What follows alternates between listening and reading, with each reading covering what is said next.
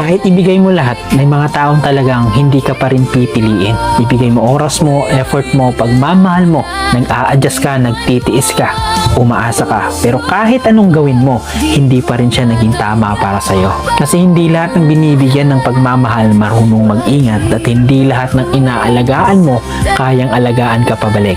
Hindi dahil kulang ka, mali lang ang pinaglagyan o binigyan mo. Hindi dahil hindi ka nagmahal, kundi dahil sobra pa nga ang binigay mo.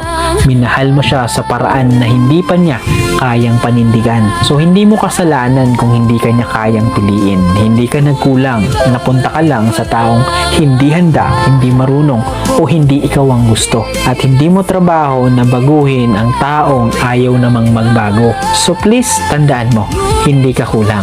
Minsan maling tao lang ang minahal mo. Kaya kung dumating ka sa puntong ibinigay mo na ang lahat pero ikaw pa rin ang nawalan, bitawan mo na. May mga taong hindi mo kailangang patunayan ng halaga mo.